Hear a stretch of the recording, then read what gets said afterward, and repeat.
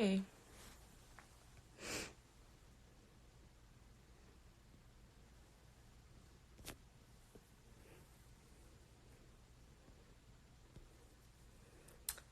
Hi, everyone.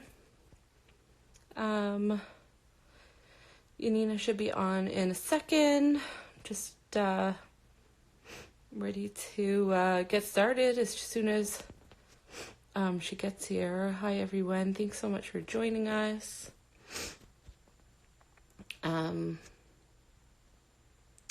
Oh, here she is. There we go.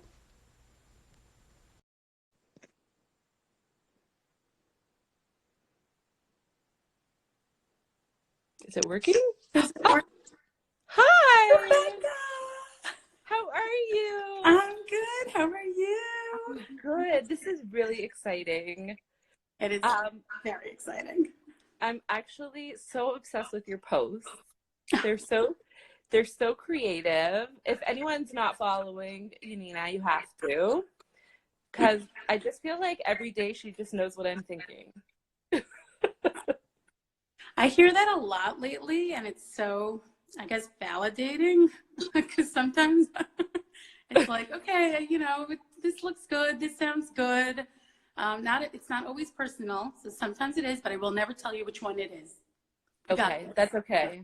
It's okay. But there were quite a few that I was like, wait a minute, is she like spying on me or something? But we don't live in the same place, so. We don't. But I get you. I feel like we have this connection. I know. And you're totally safe with me. So we got this. There we go. So with that, let's hear a little bit about can you just tell us a little bit about your clinical background, what you do, Oh, we're going there. Yeah, but I mean, I guess we should go there before we, get into All right. I guess I can, I'll give like the overview and basically introduce myself kind of thing. My name is Yonina Kaufman. I am currently a school social worker in the Department of Education here in Brooklyn, New York, in East New York. I've been working in the public school system for quite some time. In addition to that, my clinical work, I actually became the clinical coordinator for A Time Hug, which deals with and supports women and couples who are going through perinatal and infant loss, who have gone through it, who are going through it. And with the support of all my colleagues and my family, I opened up my private practice that supports women and couples who've experienced perinatal and infant loss.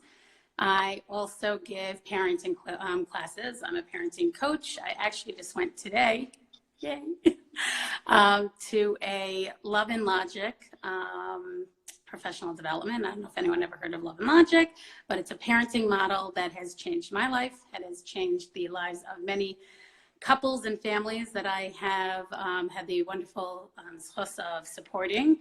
And it's a model that also supports educators. It deals with classroom management. Wow. So I'm able to utilize all of my clinical skills. What ages do you work with in the public school?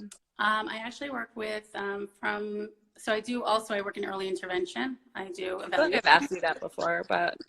So I work with between the ages of 0 through high school, actually, at this point. Oh, wow. Yeah, so I work in various schools. You're a pretty busy person. I am. It is true. Wow.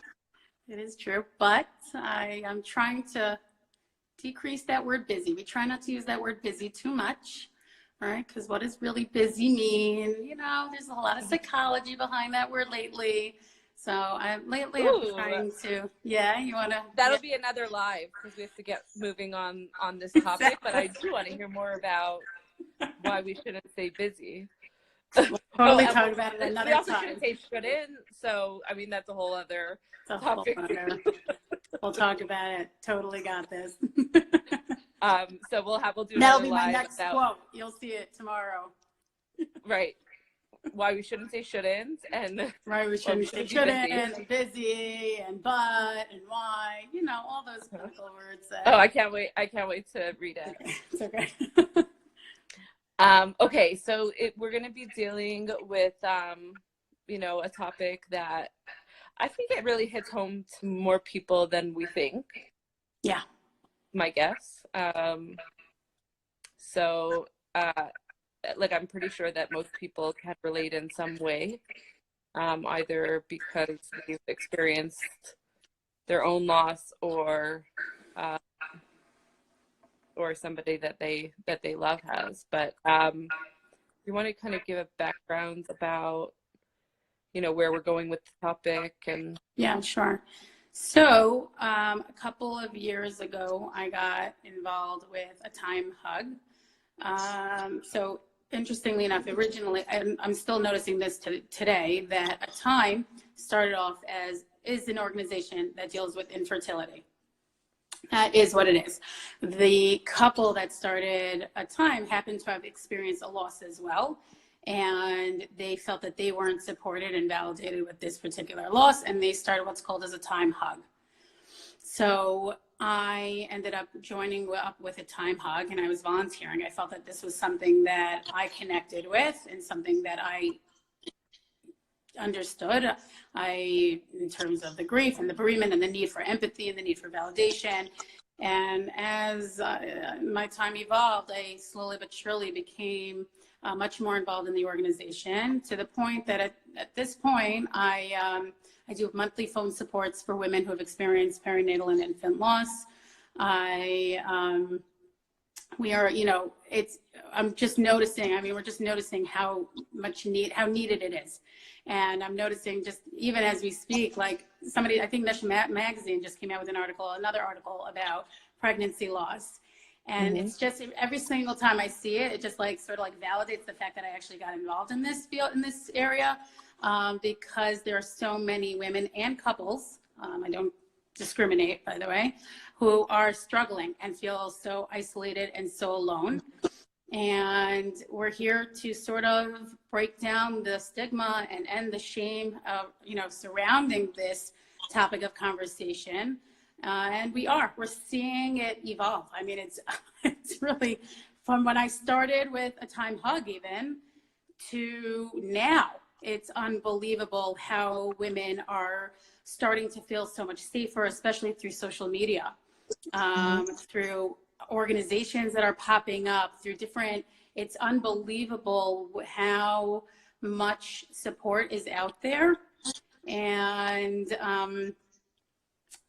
it's so necessary and so needed, even as much as we're working through trying to break the stigma, women still feel alone and couples still feel alone. And this is, I guess, a life mission I became involved with, that I'm here to support. I'm here to empathize. I'm here to validate. I'm here to recognize that the pain and the loss is real.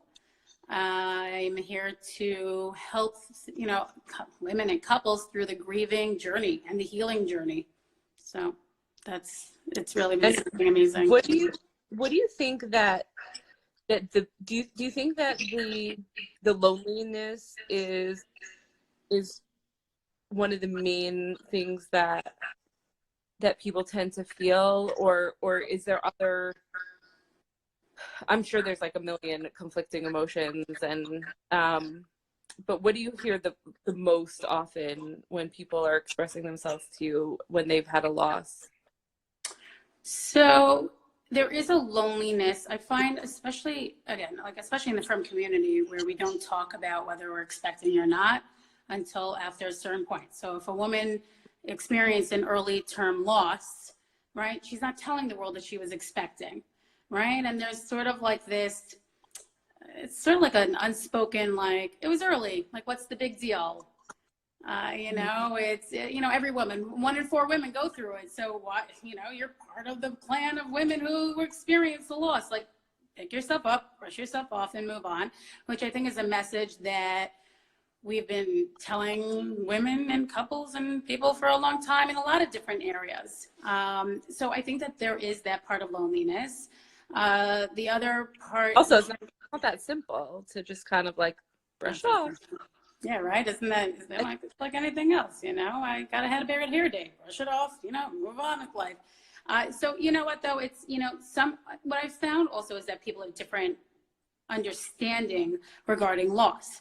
So there are some women who, it's sort of like that cognitive dissonance. So some women have this loss and everyone's telling them, you know, it's the norm, it's fine, it happens, right? Like it's something that's, you know, part of trying to get pregnant. The chances of having a loss are high. And then it's like, okay, so I know it's supposed to happen, but I'm feeling sad.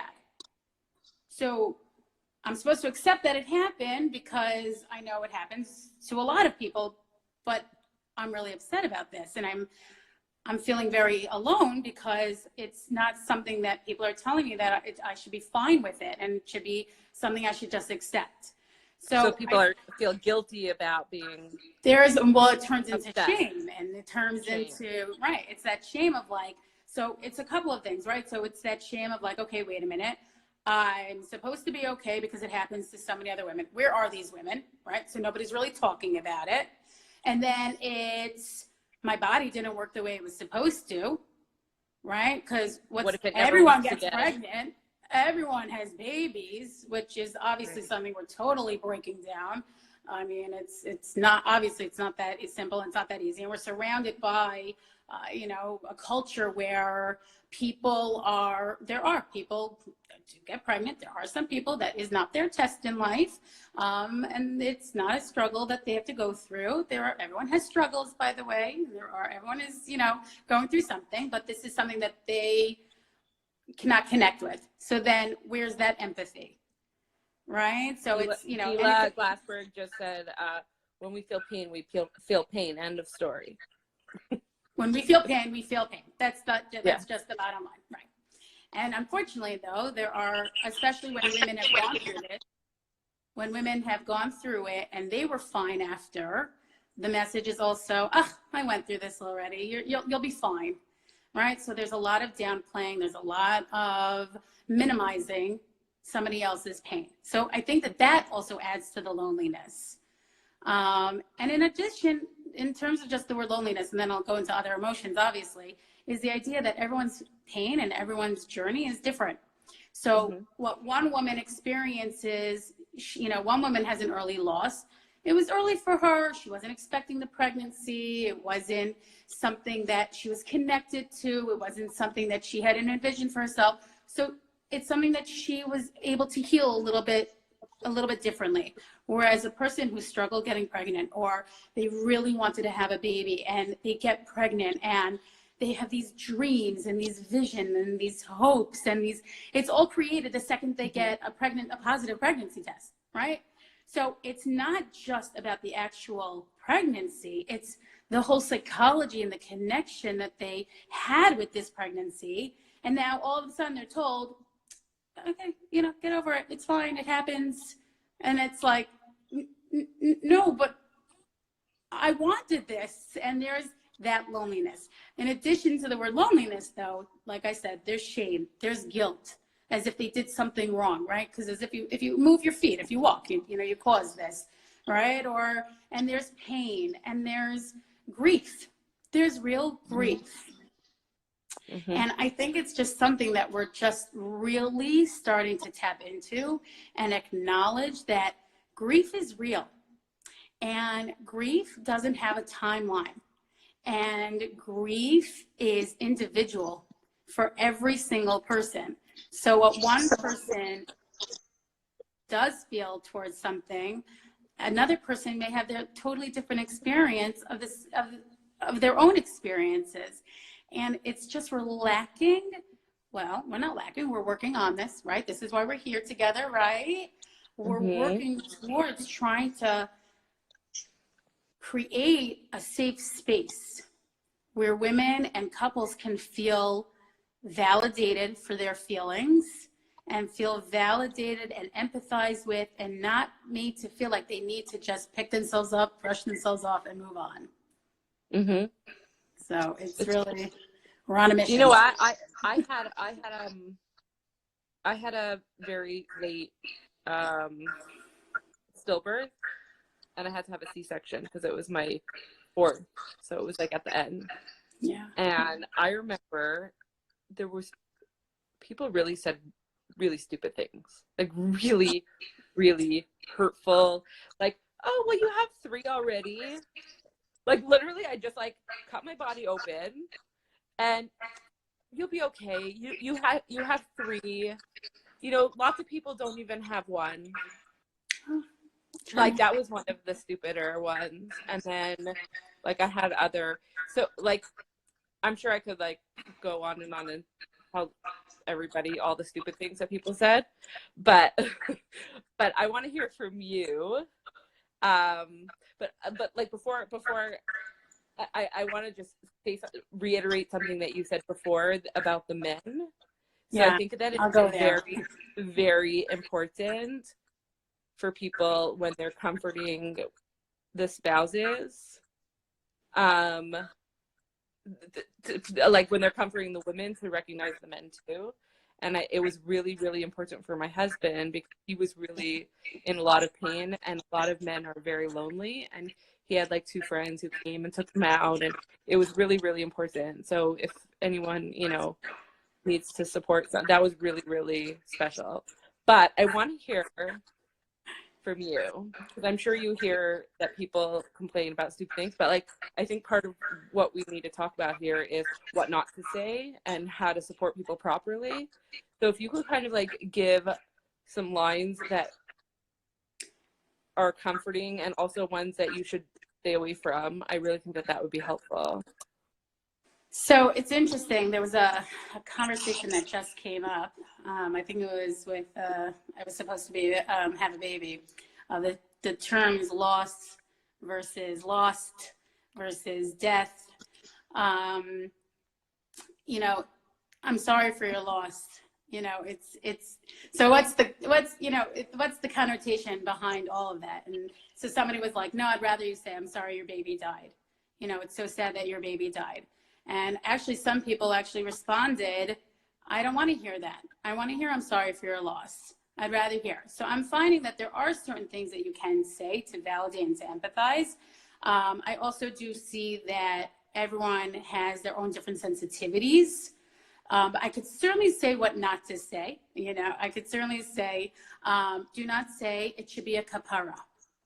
Oh gosh, I heard that one too. I heard that one too. Or say, oh, I had a much later loss, or I had a child that died, or so that comes a little bit more. Actually, I had somebody who came, and she was the first person, and I thought it was very helpful. Actually, she came and she like cried with me, and I didn't even know, because she had never told me about it, and it made me feel less alone when she told me about her loss. So it's interesting. Somebody just told me how somebody had said to them something. He had a 7-month-old that died, and he met up with someone who was telling him that he had a 16-year-old that died. And he was telling him, you know, just about the loss. And the guy was like, you know, just as a way of empathizing, literally not seeking his own empathy from this person. He was like, I just want to say, I can really understand. I had a 7-month-old baby that died. And he was like, oh, that's nothing. You didn't get to know your baby. I had to live with this baby for 16 years. It happens to be that it's a different loss, and it is a different loss. It's a totally different loss. And it was, you know, again, everyone has their own way of grieving. Everyone has their own way, everyone has their own way of healing. The point is we don't compare. Right. So saying, oh, I went through the same exact thing. What? But in that way, you're right. Like you can't even compare a child that somebody knew and was. So it's a hard thing. You know, it's interesting. The conversation came up recently, you know, the idea of, you know, a first trimester loss, a second trimester, a stillborn baby, you know, well, stillborn is between the weeks of 20 weeks to full term. You know, and I have this all the time, though, with women who say to me, I know I shouldn't feel like this because my baby could have been in me for a much longer time. I can't compare to a woman who had a baby that was born still. But she's grieving and she's hurting. Mm-hmm. So I can't minimize her pain. Right. You can't compare the grief. You can't compare. But like, I have a friend whose daughter died when she was 4.5. Like she was very young. And she actually taught me a lot about how to empathize. Yeah. And how to be there for people and sit with people in their pain. Because I don't think that, and this was after, and I like, her daughter was full of life and energy and like she just, I didn't know my baby, so yeah, it was painful. I could never compare the grief, and my grief was my grief, and I would never say to her, "Oh, I get what you're going through because I lost the baby." So like, you're not right. That. You're not going to admit it, right. So it's not that I Right. get what you're going through. It's the ability to say I empathize. So somebody actually just wrote, you should probably say, you know, I can't imagine what you're going through. So it's a little bit of it can go both ways. So I'm finding that I'm hearing a lot from different women. You know, when somebody says, I can't imagine what you're going through.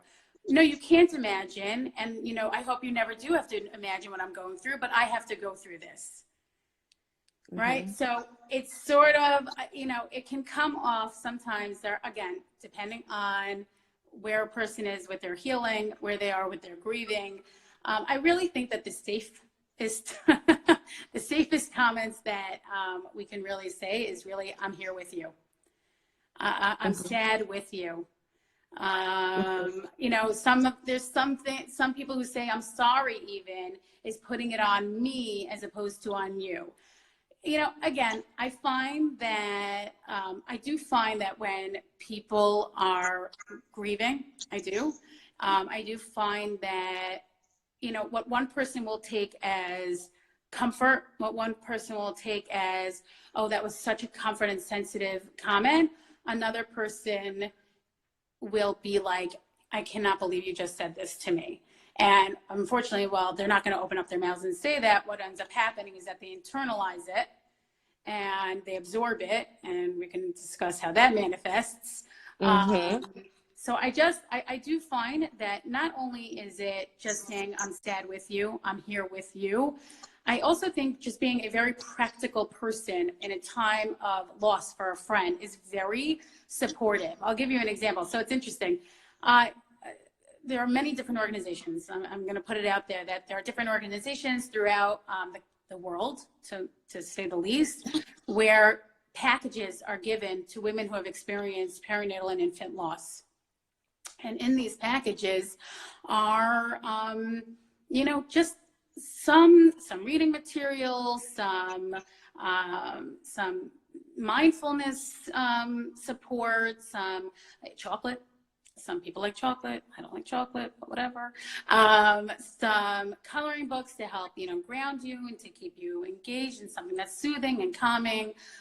Candles, some CDs and stuff like that. You know, different, you know, organizations have different packages. That's so nice. But how would they know if somebody had a loss? So these organizations get phone calls from people. So give an example. So I'm on call. Give an example. I volunteer once a week for a time hug, and we get calls from what? Hi. Their profiles on. Hi. We get phone calls. I mean, it's a 24/7 hotline, and people will call. So either the spouse will call, the grandparents will call, the family members will call, the friends will call. But I can tell you, though, that I can talk for us. I can't speak for any other organization, but we do not send these packages unless the person knows that they're receiving them. And that's also a big deal. You know, we cannot assume anything for anyone else.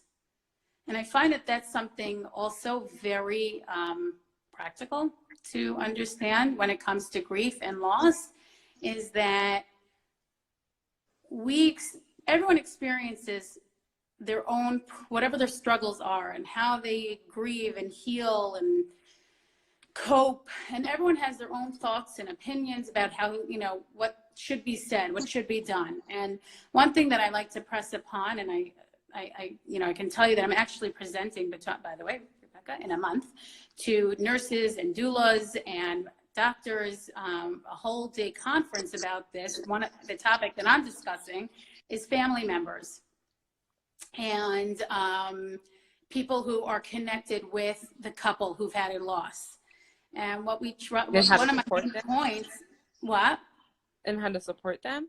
Yeah, and how to support them, and how to grieve your own loss, right? The vicarious trauma concept, but but not taking away from the people who are experiencing the actual physical loss.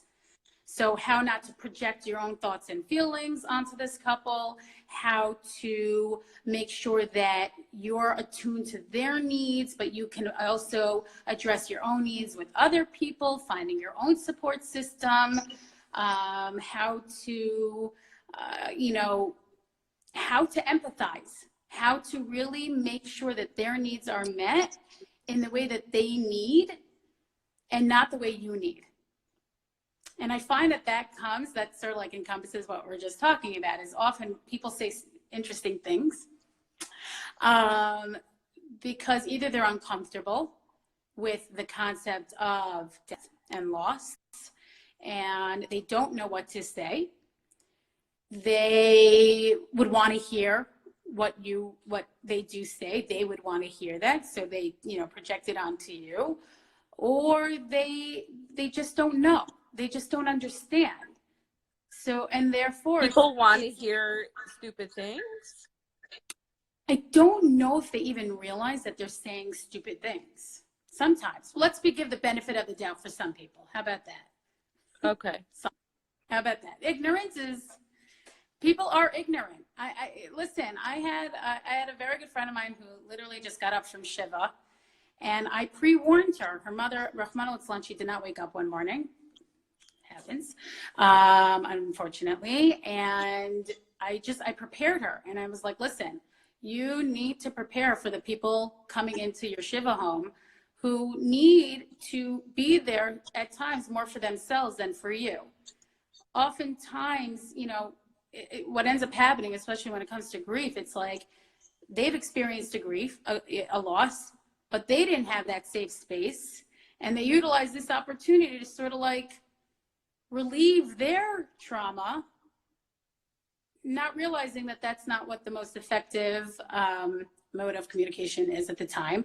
And my friend actually appreciated it, because it really did give her a heads up of, that people are going to say silly things. People are, the stories that are going to come out. Oh, this happened to my friend. This happened to me. This happened to, and I just find that that's something that I'm trying to also help with women in terms of, people are going to say silly things. So how can we support you, and how can we sort of like guide you on just coping through that? How's that? Just sort of, so in terms of what not to say, you can't say, I totally understand. Mm-hmm. You don't understand. I've been through that. I had that too. Like, even if you have been through that too, you still haven't been through that too, right? You have no idea. Like even if you've gone through a loss at the same time. You can't say it. And it invalidates somebody else. It's totally invalidating, because whatever they're trying, especially if somebody's trying to be vulnerable, right? Remember, right? You asked about loneliness, right? So we're assuming that this person is either being vulnerable with other people, or people knew that they were expecting, right? So if they're being vulnerable and you're saying, I totally understand, my mother went through that. My mother had that happen to her too. Oh, okay. Mm-hmm. It's not her job to hold space for you. And that's a message I try to keep also when it comes to our needs versus the person who's experiencing grief. If you need someone to support you, there's a lot of support out there. But when somebody is grieving, they cannot hold space for somebody else's grief. And it's not their responsibility to do that. They're in their place right now where they need the support, they need the empathy, and they need the validation that what they're going through is normal. That's a really important point.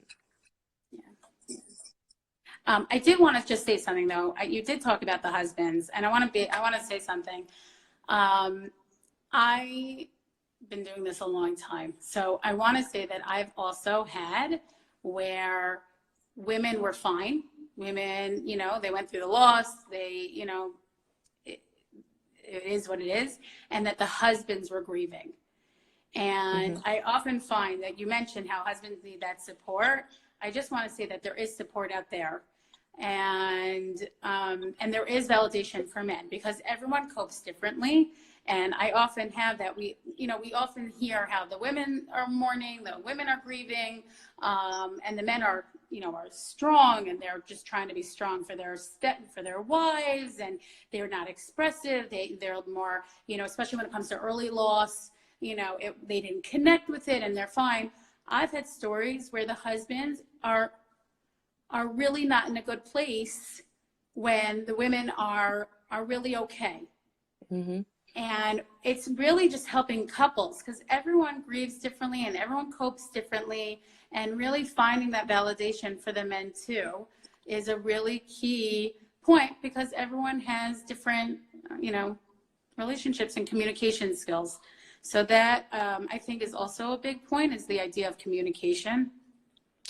All right, we can come to that, and how to communicate our needs and find that safe space. I want to hear more about that. So, do people know what their needs are necessary? Like, let's say somebody like a young couple goes through loss.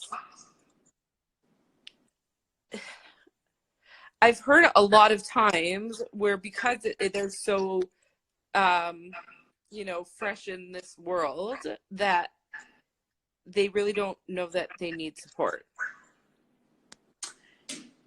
So how, or they're just, I don't know if I'm saying that right. Can you try to read my mind and formulate my question for me properly? Yeah. So, Okay. Totally. I got you. I totally got you. Okay. So, it's an interesting thing. I'll give an example. Tomorrow night, I'll just let you know that 8-Time Hug is actually having a teleconference with Dr. Rosenberg in terms of early miscarriage. Victor Rosenfeld, in terms of early miscarriages and early first trimester loss. And somebody actually reached out to me and asked me, she's like, is this conference only for yeah, she can. So she asked, is this only for married couples or married women? Can single women listen in to this conversation as well? And my response was, I think anyone can. Victor Rosenberg, thank you, Victor Rosenberg, and I said, anyone who feels that they can handle a conversation like this should hear it. And the question she was really basically asking, and she basically said, this is a topic I think it's important for single women to hear about, and I want to be informed.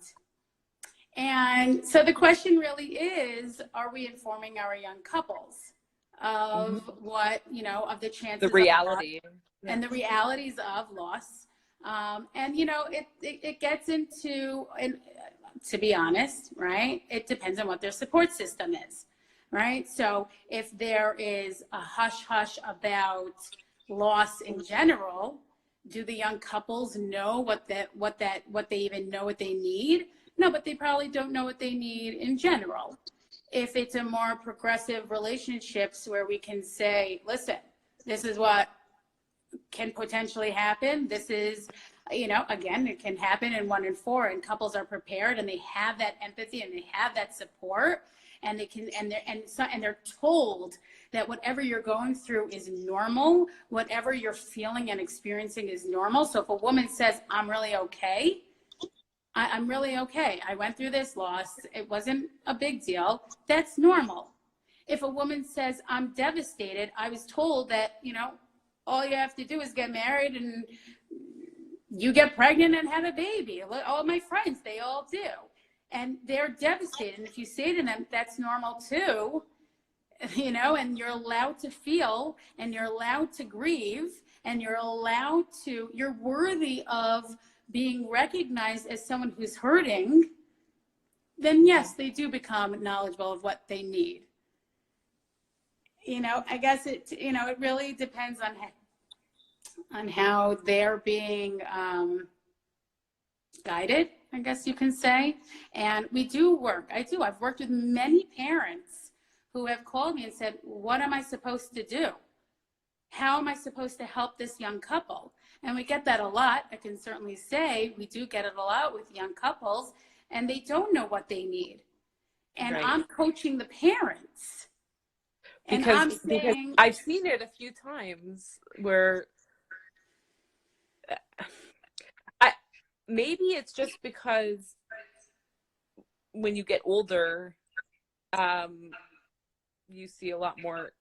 I don't know what it is, but yeah, we live in a bubble. Like as you said, we kind of live in a bubble when we're younger, and then things start to happen, and we realize we're not in a bubble. But I'm just wondering,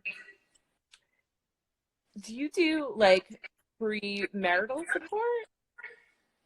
So we are working with college teachers. We are very much working with college teachers. I know that we're putting together like a whole series, and we're really working on helping college teachers really prepare colleges in terms of and chassan teachers as well, by the way, in terms of preparing couples. And it is I can tell you like this, I know plenty of college teachers that are not only supportive and really go into the details in terms of what the loss can be invalidating, they are there throughout marriages. I can tell you we are evolving in that sense. Can I say it's perfect? That the college teachers are keeping in touch. Yeah, the girls are keeping in touch with their college teachers. There is that connection. Sure. My sister is a college teacher in Milwaukee. She's a shotgun for about 18 couples at this point, as well as good college classes. And she's helped couples through loss. She's helped couples through infertility. She's helped couples through a lot of mental illness. So I can tell you, there you go. We need to train the college teachers more. We do. We are. There are women who are going. Chevy Samet really into that, right? So we have Chevy Samet and Ellie Chevalis that are like pushing the whole college teacher evolution. Dana Melnick. Yep, they're amazing. We love you, ladies. We appreciate you, and I thank you for breaking down the stigmas. So that's like really. So basically, you're saying that if a couple kind of has that support from day one, then they know where to turn when things seem off. Yeah. The bottom line is, it's really about connection. One of the worst thing that's happening is the idea of shame. So where does shame come from? It's, comes from silence. It comes from disconnection. It comes from, a feeling of being alone and not having anywhere to turn. And I can certainly say I'm on a mission. I can certainly say as these organizations are coming out, I can say at time we are on I could say me personally, even working with couples in a private practice, right? I really do have a private practice that supports women and couples who've experienced perinatal and infant loss. And I've had clients come to me years later. And the question is why? Not to shame anyone, right? We're not shaming the question why, but the answer is because they didn't feel safe at the time of their loss to grieve and to mourn. And it's really something that we're really trying to break down these barriers and let people know you're not alone. Wow. So they're coming years later to process their grief from infant loss or pregnancy loss. Yeah, they don't understand why they're so angry. I had a client not understand why she can't connect with her living children. I've had clients people who have called. I'll give you this is my story, and I tell it all the time. Okay, I had a woman call me up and say, she says to me that she's really angry with her sister. Why? Her other sister made a chasana and a wedding, and her other sister had a stillborn the same time that this girl who got married. So they would have been the same age, and it was 20 years ago. And the sister who had this loss did not come to the wedding. And the sister was angry. The sisters are angry at this sister for not coming to the wedding. What should she do? And I turned to her and I said, I'm like, there's a few things that we can really address here. But the bottom line is that she felt that, I said, you can either look at it as being angry at her, or you could reframe it and say, wow, she's still hurting 20 years later. That must be so sad. And I'm sad with her. And she didn't feel safe to come to this wedding because it was a trigger for her and it was hard for her. How can I support her during this time? But because she didn't understand loss and she didn't understand pain, this woman 20 years later is still grieving the loss of this baby. Now, does that mean she didn't have a family? No. Does that mean she didn't create, a life for herself and she was able to enjoy certain things? But what we're finding, it's real, is that when we don't, create space for negative, quote unquote, negative emotions, by the way, grieving and mourning and pain and crying are not negative emotions. But when we don't open up space for that, are we really feeling any other emotion, right? So if we're suppressing one emotion, what ends up happening is that we're basically suppressing all the emotions.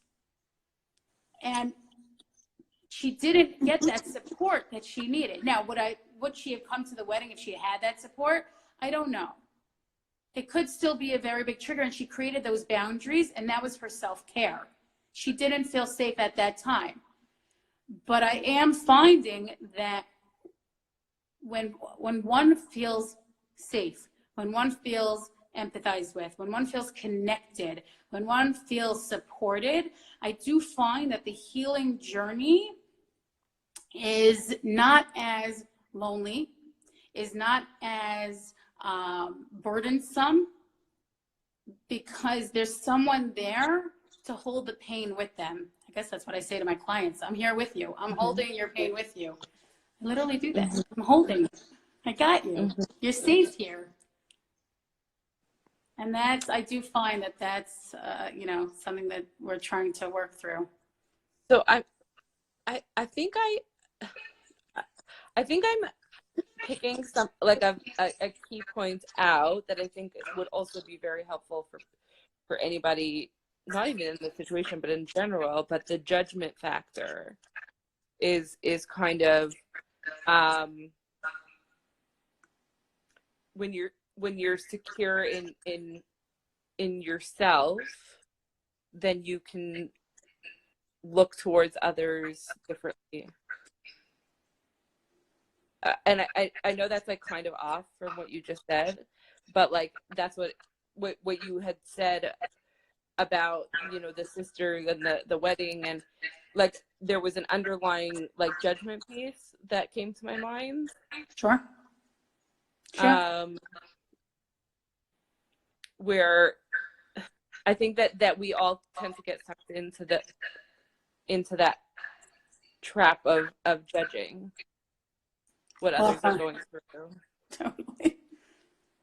And if we all kinds of just recognize that everyone has their stuff going on and everyone's going through something, and whether I understand or not. Like, you know, somebody looked at me funny when I went to shul, and, you know, they don't hate me. They're just in their own world, you know, like just trying to like I liked what you were saying about the reframing. It's just like I think we would be a lot happier people if. So, you know, it's interesting. I always say that being in mental health it's really an amazing field, but it's very draining. Why? Because once you understand human nature and human psychology, you sort of like have to like validate and sort of like, you know, recognize that everyone is like hurting in some way. And it's like sort of like you can't take anything personally, even though you really want to, because you sort of recognize that they may not be in a good place, you know. And it's and for any therapist who's watching, I want your support on this, and I give you empathy and support as well. Because, you know, sometimes there is that human nature. We do fall into that trap of internalizing, and when we're hurting, it's easier to find fault in others, and it's easier to judge other people so that we don't have to look into ourselves, right? That awareness, it's not easy. It's not easy to go through that self-awareness. It's not easy to acknowledge where, you know, we can certainly work on ourselves, and we can certainly improve our own anything and everything, you know. So yeah, it is easier to hold judgment on other people. So when you can actually, and even on the way people grieve, I'm saying, like, absolutely, people judge the way people, like, oh my gosh, it's been like 2 years already, can't you just get over it? But like, no. I often find that people who are saying that are the people who didn't get that opportunity to grieve. Interesting. You know, it's sort of like, well, I wasn't given that empathy. Well, I wasn't given that time. Well, you know, I was hurting and nobody recognized and validated and empathized. Why does she need that? Why does he need that? Why can't they just get over it? I was told I needed to get over it. So you're saying the people in pain are the ones that are calling those kinds of things? Often. I'm not saying, I'm not generalizing. But I do often find that those feelings come from the idea that their pain wasn't recognized and validated and empathized with. And again, that's powerful. It is. It's hard. It's hard. And I think that that's why we're doing what we're doing. I think you're doing exactly what you're doing because human nature just needs connection. Human nature just needs validation. Human nature needs vulnerability. We need to feel safe with our emotions and not have our emotions totally, put to shame, and invalidated. We are humans. We're imperfect. We have so much going on, and we don't feel safe. We're not, as much as we're trying to break down the stigmas. We do live in a culture that judges. I just went to a parenting, course today. It's shame 101 is parenting. I mean, like that's and talking about loss. I mean, it's unbelievable, especially when women, let's say, talking about loss and pregnancy loss, when women don't feel like they're mothers, right? By virtue of having the loss, right? They don't even feel that connection to feeling like they're a mother, even though they carried a life in themselves. It's like there's so much pain going on in the world. There's a lot of hurting. I like to use the word, I don't like to say broken and need fixing. People aren't broken and they don't need to be fixed. They're hurting and they just need some healing. I'm on a healing mission. What can I say? And it's hard. Gila said, totally true. Someone asked my husband, how was Shabbos with my family? He said, it's still hard since my mom's not there. He responded, really, it's still hard? LOL, it's comical, I guess, because it's hard forever. Yeah. So that's something that's really important to talk about. it's a really important topic that I find that comes up a lot. I have to tell you what happened. I was at work, and a woman, a mother, while delivering a baby, actually, she passed away, a parent in my school. And one of the students in my school, I turned to the social worker in my school and I said, "Oh, how's he doing?" And she says, "Oh, he's still in the first stages of grief. He's still in the first stage of grief." I'm like, "Well, what stage is that?" She's like, "What do you mean? The 5 stages of grief?" Oh, I was like, well, I'm like, you're going to have to forgive me. I'm like, but I really have to tell you, like, we don't talk like that anymore. There, Elizabeth Kubler-Ross had written this book, right? The 5 Stages of Grief, really to prepare terminal ill patients and their families. And somehow it had evolved into how to grieve after loss. And it became like a whole mantra of like, okay, so here's your time frame.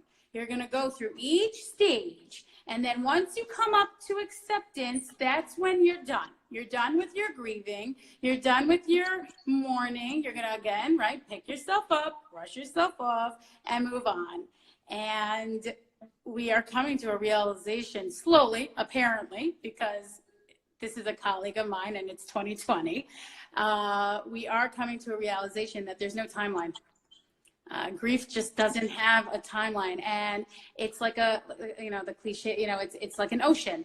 You go up and you go down. You'll have triggers. You could be standing in a grocery store and you hear a sound that reminds you of something when you were wherever you were, and that's a trigger, and you just start to cry, and that is okay. Mm-hmm. And it's something that we really are trying to work hard with, because I'm finding, I had a client even say to me last week, she says, "I don't understand, I had the loss 8 months ago, and all of a sudden the last couple of weeks, I'm really I'm crying." I'm like, maybe we need to go and do some more grief work, because that's okay. She's like, "No, it's not normal." I'm like, "Really? What? What's not normal?" You said it's not normal? She says it's not normal. I'm supposed to be over it. Now I said, well, who's telling you this? Right? Because it's coming from somewhere, that kind of information. And then all of a sudden, slowly it comes out. She's having an anniversary come up. She expected to be pregnant at this anniversary. And her birthday is coming up. And her, whatever it is that she had envisioned where she would be at this point, holding this baby. And this is, it's a trigger for her, and it's something she needs to grieve through, and we need to sit and we need to go through the healing journey, and I'm there with her to normalize it and to empathize with it and to validate that you're okay, and you're safe with these feelings. These feelings are natural, they're normal, they're okay. So that's so like you said, I mean, there's no time frame, and yes, it's forever. And I also say to my clients, and I say this often, I say grief is sort of like a bag of rocks, right? My goal is that, when it's initial grief, it's very heavy. You can't pull it, you can't move. It's debilitating. And then slowly but surely, as you're healing and you go through the healing journey, you're able to lift that bag of rocks onto your back. And you're able to walk, and you're able to go through life. And I find, with some... But you still have the bag of rocks. For some, yes. I do want to, though, normalize that if somebody doesn't, that's okay, too. Mm-hmm. I do. I think that that's also important. I find that I had this, by the way, recently. I had a woman text me and say, "What do I do?" She's like, I'm okay. I'm not grieving. I'm really okay, but my family is telling me that it's not normal and that I should be mourning and crying, and I find that I've numbed myself. So those are 2 things, right? That was like one message on, first she said, "I'm not grieving, I'm really okay." And I want to normalize the idea of grieving, that if you're not grieving, that's okay too. Right? We do focus a lot on the people who are grieving. I do want to normalize those who who really, it happened. It was sad. It was hard. But this is what I say. You ready? It's not that time healed. It's what happened within the time. That they found that support, they found that validation, and they were able to move through the process and the journey smoother. But then came up, she's like, yeah, but now I numb myself. So then the question came up, what is numbing really? What's that all about? Right? And what are we, are you numbing it because you don't want to sit with the feelings? Are you numbing it because you don't want to acknowledge that you really are hurting because you're trying to be strong for someone else? Are you trying to, you just want to get over it? You want to pretend it didn't happen? I find that happens a lot. And that's something I do work on with clients in terms of acknowledging that feelings are important, feelings are real, feelings are valid, and it's important to recognize those feelings. Because if we don't, they get internalized and they get manifested in many other ways. So that was another conversation. And that's the bottom line. So really, grief has a different definition, I find, with everyone. I saw a really nice post. I can't remember who it's by, but maybe I'll post it tonight after the live. It was a picture of a bookshelf and grief on a bookshelf. And then there was another bookshelf and like something, it was like after time passes and then the grief is still on the shelf, but there was other books on the shelf too. Yeah.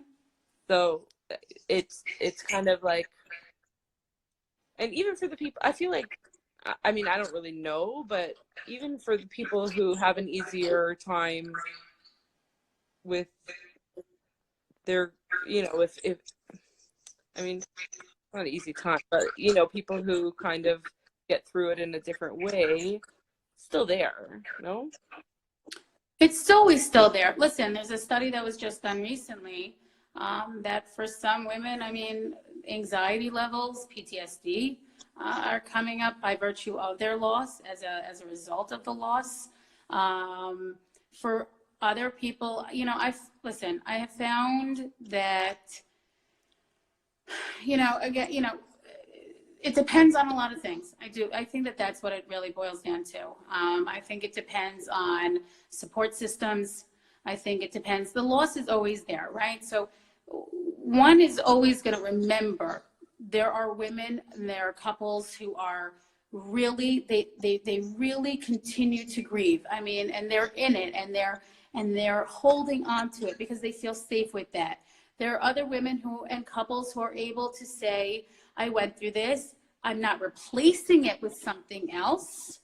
I'm not replacing it, but I'm able to find joy.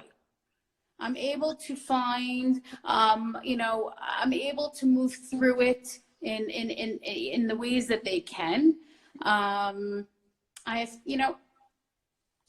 Everyone has, again, I also, by the way, that's another thing that I wouldn't say to someone, time heals everything. You'll get better with time. Mm-hmm. The word time is just so relative. To one person, it could be, time is just, there's no definition of what time is. And time doesn't heal everything. That's what I think I wanted to stress, that time doesn't heal everything. What heals everything is support. What heals is validation. What heals is knowing you're not alone. Having that safe space. I have women who, listen, we have family obligations. We have many different exposures that couples and women have to go through that are very triggering, that are very stress inducing, that are very anxiety inducing. And we get calls all the time. What do we do if I have to go to a family, event? I'm not in a good place right now. Or it's a big trigger for me. I didn't get pregnant yet. And my niece who's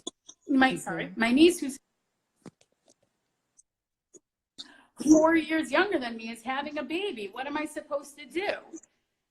Mm-hmm. And then people come up and like touch their stomach and, when are you having your baby? Like, Oh, of course. That's, that's the given in certain I families. was there for somebody that did that, and the person looked like it was horrible because Terrible. it was somebody who had infertility issue, like was suffering with infertility for years, and somebody came up to them because they were in the middle of treatment, and her stomach was a little bit popped out, and somebody came up to her and started rubbing her tummy and was like, "Oh, you're finally having a baby." So I know that I was supposed to have a Don't baby. do that also. Right. Never. And I know that I was supposed to have a baby. It's coming on with you after. And I know that she's going to address a lot of that as well. But the idea of, less is more. If you have if you don't know, I don't think there's ever a time to ever open up your mouth when it comes to when are you having a baby. Even when maybe if the baby's in a woman's arms, you could say congratulations. But there's never really a time or a place where one should be asking, oh, how far along are you? Or when are you having a baby? And I say that with somebody asked me that when I was like 8 months after I had a baby. I was holding a baby, and somebody asked me when I was expecting. When you were due? There's never a time. There's never a time. There's just and you even asked me, like, is there a right thing to say, even like with loss? And as I'm even thinking about it, like now, like less is more. Mm-hmm. It's just the bottom line. It's really being able to say, I'm here with you, and not just saying I'm here with you. It's I'm at the grocery store. Can I get you something? It's not saying anything. It's just be there. Just do what they need, by the way, not projecting onto them if they don't need it, but just really being there with someone. Really, I do feel is a humongous support. It really is. It's why we're here. I don't know. Maybe, I don't know. What do you think? A time hug. You give a hug. Is that why they call it that? You give. No. I mean, what is it? Why is it called a time hug? Oh, now you're gonna like. But like then you don't have to say anything stupid because you just give a hug. Well, that too, but it's also understanding. It's now you're asking me to like. It's hope. Come on, Clemmy, let's write hope, understanding, and I know it stands for something. Oh, hug stands for something. Yes, it's hope, understanding, and guidance. Oh, I love it. I never knew that. Yes, it does. Love that. Right, we have, the word hope, that word hold on, pain ends. I don't say to say that, by the way. I don't recommend saying that, but it's hope, understanding, and guidance. So we are here. Thank you for me, right? But I do say that we are here. We do understand because we understand. We're here to support and we're here to guide. I do find that people just need guidance also. Not everyone has the answers. You see, we as we said before, there's a lot to learn. There's a lot that is revolving around grief and bereavement and loss, and understanding that what everyone needs, and understanding our roles within that. That's a very big part of it. I have that often with grandparents. It's like, but I also lost a grandchild, and I have to work through with them saying that's true. And they're grieving because this woman held a baby within her, and she, at whatever stage it was, she delivered. So if you need that support, it's not for you to put that on the children who are grieving. Find that support. There's a lot of support out there. There's a lot of reading material for grandparents. If you guys need anything, if anyone needs any reading material, feel free to reach out. That's a really important point. Can you talk a little bit more about that? Because I feel, that's what you're giving your seminar on, right? You're giving like a whole day seminar. It is a whole day, guys. Is it going to be like live?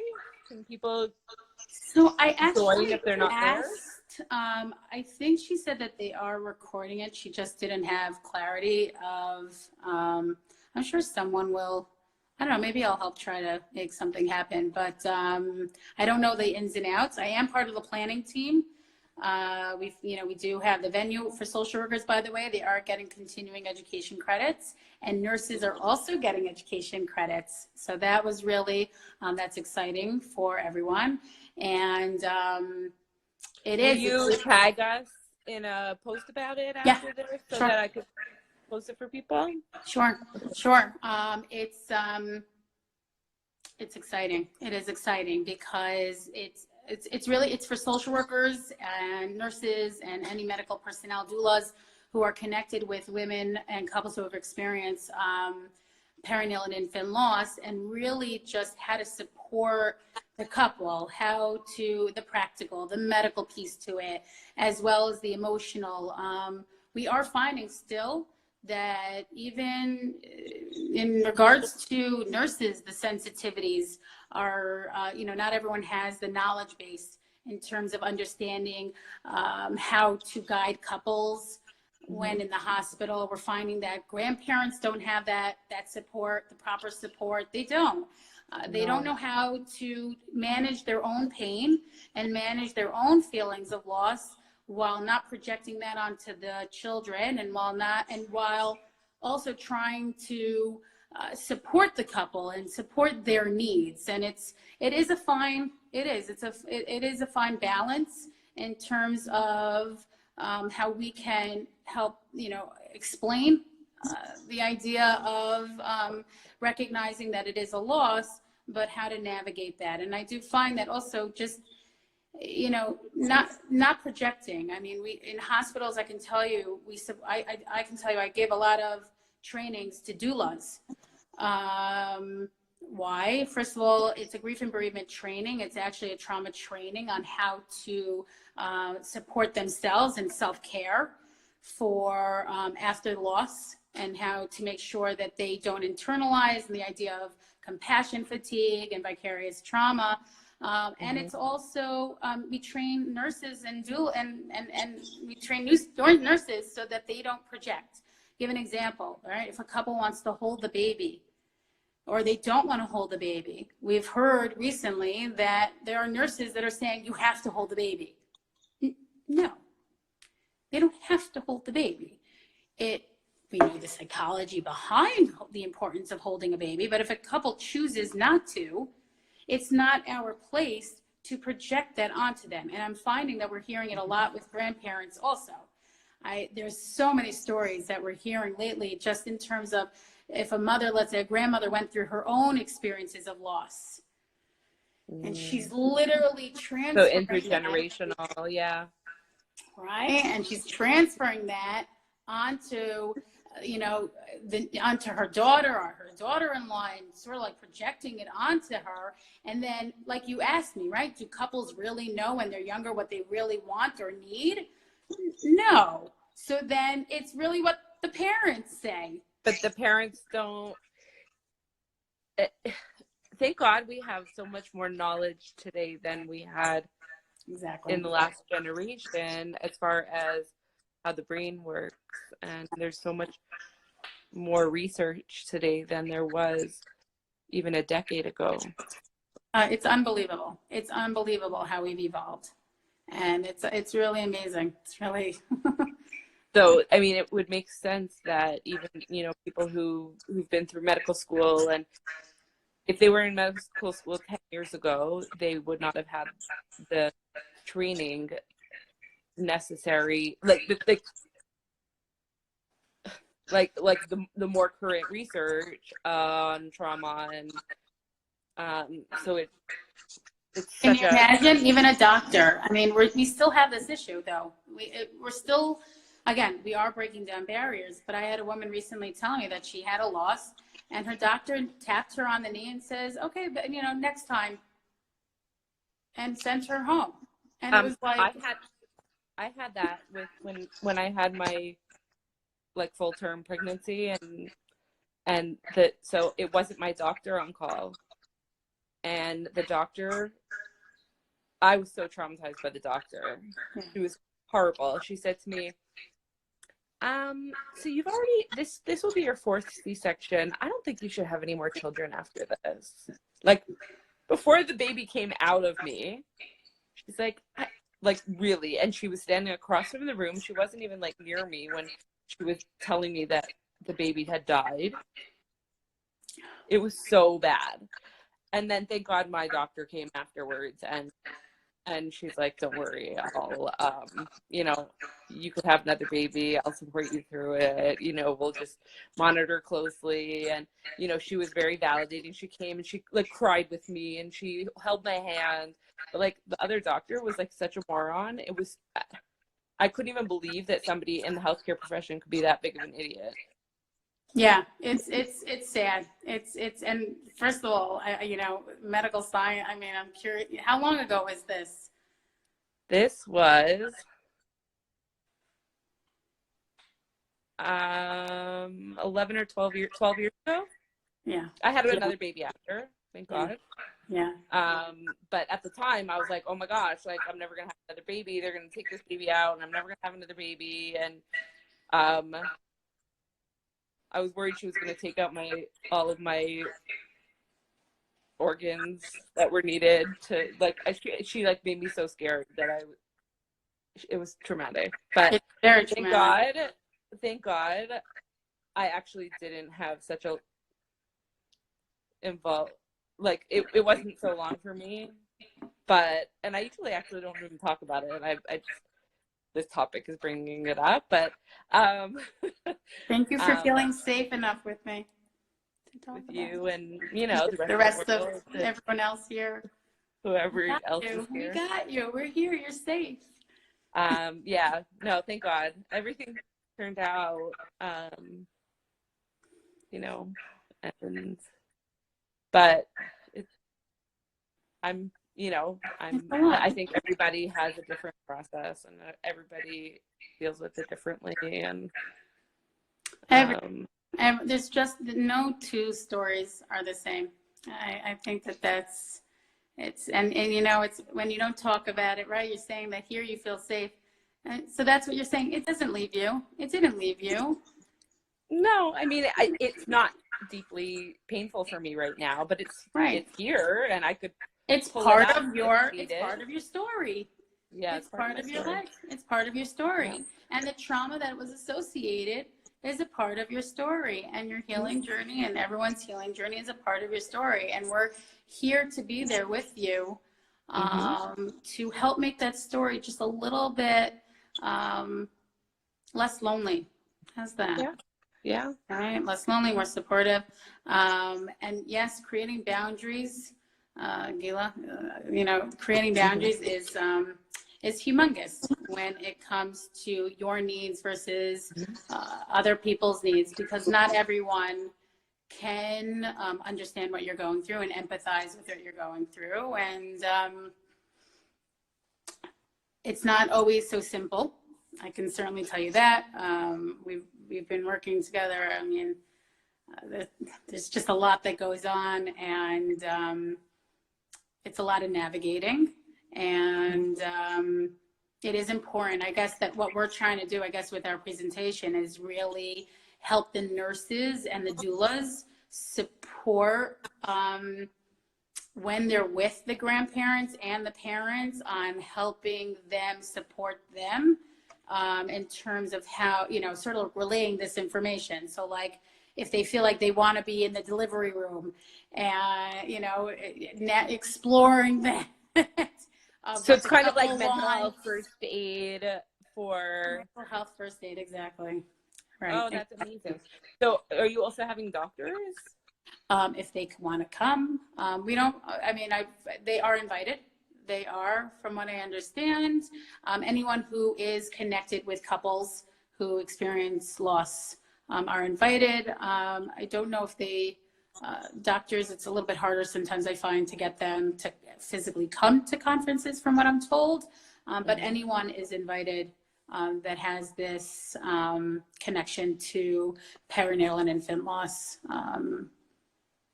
Yeah, nurses, So doulas, if midwives. there is a way for people to get in, not physically, like if somebody's like not in the area and they want to get in, you'll kind of keep us posted if there's. I'll keep you posted. I did reach out. I know that I'd reached out originally. I don't know. I don't know what they're offering in terms of,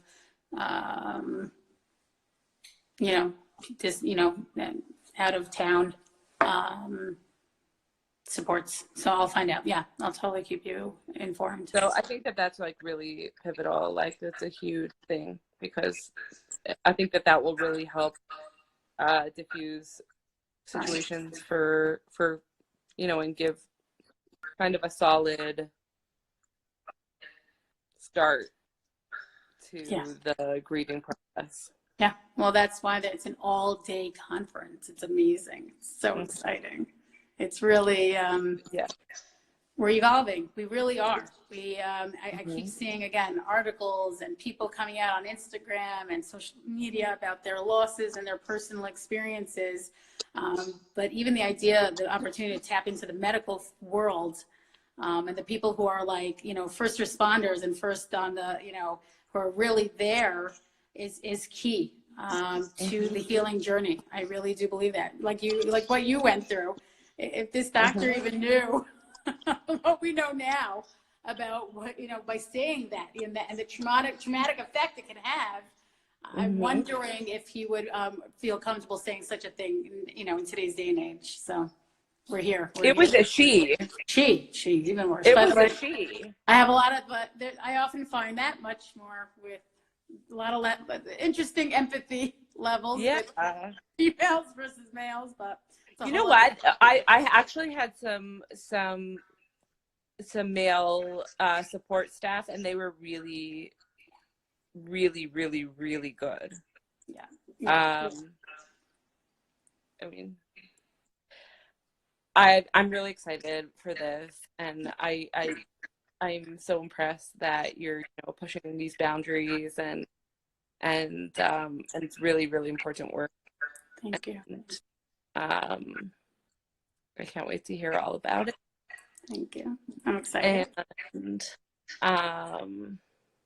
yeah, and is there you know, maybe book recommendations or podcasts or something that you would recommend for people?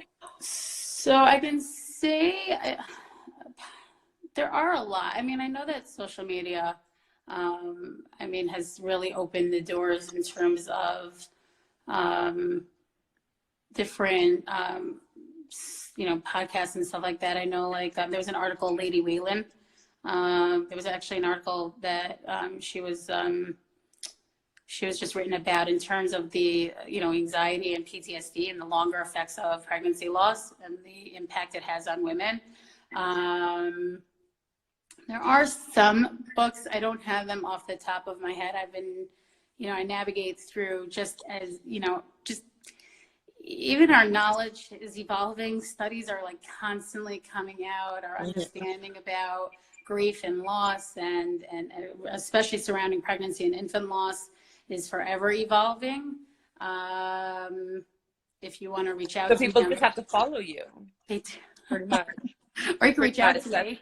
I can do Yeah. like personal, you know, research. But there are books. There are. It's actually interesting. There's not as many books as we would like. I do have a feeling there is going to be a change and a shift in that. In terms of, again, you know, it's interesting. I used to work in grief and bereavement way back when. And it's interesting. I actually just found all my books on grief. And I was like, you know, just turning through them. And some things have, it was interesting. What was written years ago evolved into something completely different and then shifted back into what was written years ago and understood years ago. And that we could say about psychology in general. You know, or just for understanding. When you look at the Torah. Yeah. Exactly. And you're like, yeah, we already knew, and then you read the psychology and like, yeah, we already knew that. Right. Long time ago. Right. So, so we had it today, by the way, at this training that I went to. He literally was like, he was quoting like King Solomon or something, King Shlomo. And it was like, he's like, and parenting, experts come out now and they keep saying X, Y, and Z. He's like, no, the scriptures were written many, many years ago. And I'm like, that is amazing. Like, here, everyone has their own philosophies and their own theories and their own perceptions. And he's going back to what was written thousands of years ago. There's some insight into all that. So exactly, we do see that evolvement. So if anyone does have any questions about books and podcasts, feel free to reach out to me, and I'm happy to do a little bit more research. I just can't think off the top of my head. It looks like somebody sent a private question. Oh, no, nobody. It wasn't a question. Okay, no, I just thought that somebody sent something. Okay, but anyways, I want to thank you so much, and next week I was supposed to have a baby. That's amazing. And so it'll kind of be a little bit of a follow-up, 2-part series. But throughout the week, we'll share some posts and, kind of delve a little bit deeper into this topic. And if anyone has any questions, they could message you. Feel free. Yep. I have Instagram at Yonina. I don't know how to say that. Yonina Kaufman. You're more than welcome to reach out to me. I'm on Facebook. And if anybody wants to see you in private practice, you are located. I have a practice in Brooklyn, and I actually have a practice in the 5 towns now. You for sure can reach out to me. I can 646-893-9194. I'll give you my cell phone, 646-893-9194 if you really want to text me. And if you want to reach out to me, you're more than welcome. I do have a private practice that really does support women and couples and parenting, if you need some support in that area as well. And Dr. Amy Barron, I am looking forward to hearing your live show with Rebecca as well, with Project Proactive. You guys are amazing. This was an honor and a true privilege to be here with you tonight. The honor is all ours. Thank you. It was really amazing. Thank you. And hopefully it'll save this time. Last week's. Oh yeah. So is it going to save? Is this So it's going to save for the next 24 hours, and I'm really hoping that it's going to save to YouTube. I thought last week's did, but somebody reached out and asked me, so I get to tell her yes. That's exciting. I hope so. I hope so too. Every week it's like we'll see. Yeah. I hope so. I hope so too. And again, if anyone needs, you guys are amazing. I really thank you to Project Proactive for really, truly breaking the stigmas around mental health, and just in the communities, and really uniting our community in a mission of supporting. And I'm privileged to be there with you on this. So thank you. God willing, we'll all continue to grow together. Oh, and hopefully with audio, by the way. Oh, yeah, definitely. Oh, yeah.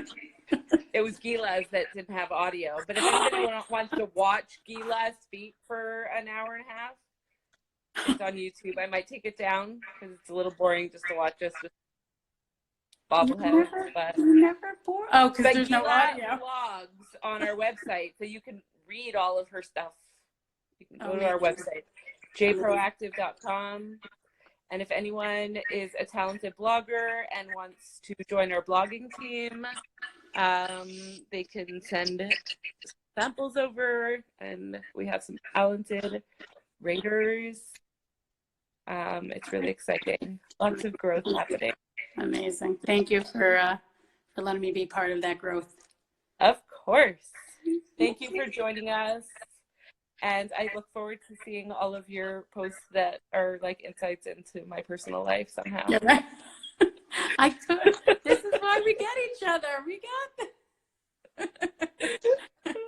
Deep breath, Rebecca. We got this. All right. Good night, everyone. Good night, everyone. Thank you. Bye. Bye.